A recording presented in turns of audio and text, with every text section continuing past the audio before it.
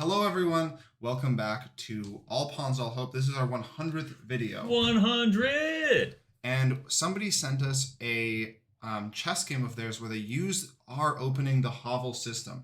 One of our subscribers. Okay. He starts off with the necessary g3. Our opponent responds foolishly with d5.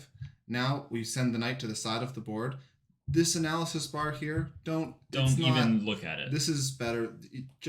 Okay. So we develop the bishop. This is a slight inaccuracy, actually. It is a little bit of inaccuracy. He's going for some cheese, I think. It's not on a protected pawn, though.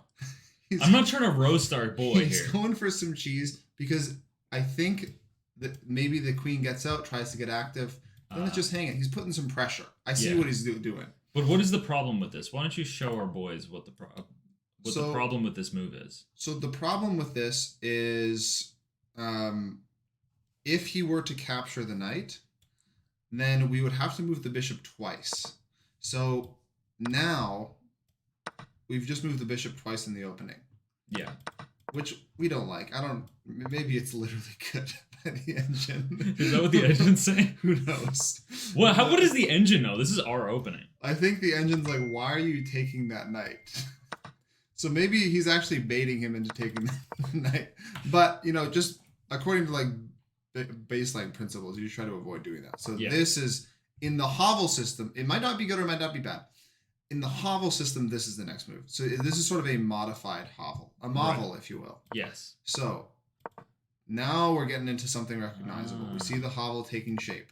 That's right. The knight gets in there, and now it is truly the hovel system. With the nice window on e2 here. This is sort of the protected hovel. Right. Normally, for when the bishop comes out to this square, and you wouldn't have to want to recapture with. This is sort of like a brick hovel rather than a mud hovel. Yeah, and this is if you're being truly cowardly and anticipating a bishop coming out, this is a great idea. Exactly. So props to our guy here. Great job on that. Yeah, absolutely fantastic. So prophylactic cowardice. The bishop did not come out. Ooh. The next move, before even moving the king in, he's actually building a bungalow around the king. Yeah. Other than not moving the king into a hovel. No. We're building something around the king, which I love. Me too. This is great stuff. This is borderline Chad, but in a very cowardly way, which we can absolutely respect. He's just making a shield of pawns. So love that. Okay, next pawn. Now this is now a bit of an estate. Yeah. This is a large home. Definitely for a our king. Notably, all the tiles are well held down. The tiles. The tiles of the estate. Tiles of the estate roof. Mm-hmm. They're all anchored in. Anchored in well. Love to see it. I think it's a sturdy estate here. Yeah. Let's see what happens next. Okay. They castle. They castle. Fearful, of course. The opponent. Yeah. They know that something's coming. I love to see that. I love to the see delayed sodium attack. Maybe getting a little bit of no shot. Right? I would love to see that. No shot. Okay, moving the knight into the estate. Yeah, as you do. And now creating no shot. A compound. And this time they did it in the right order as well.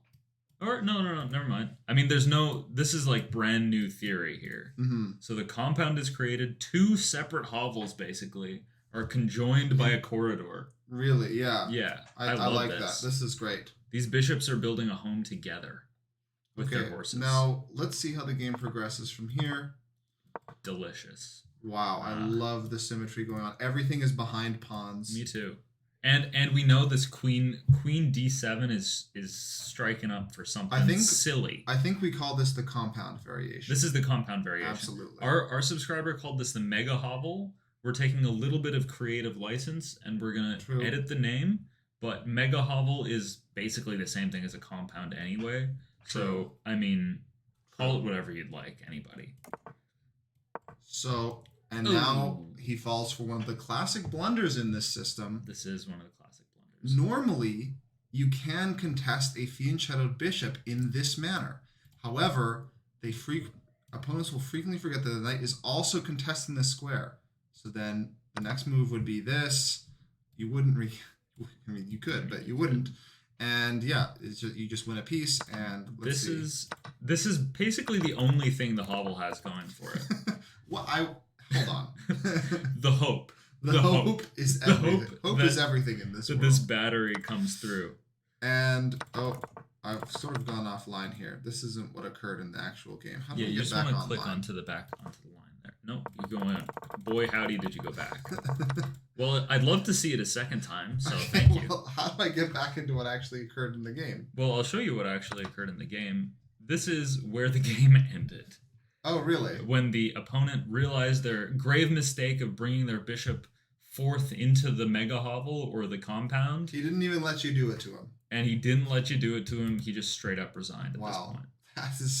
That is an amazing cowardly victory without having any pieces captured, as far as I can see. No pawns captured. No pieces captured.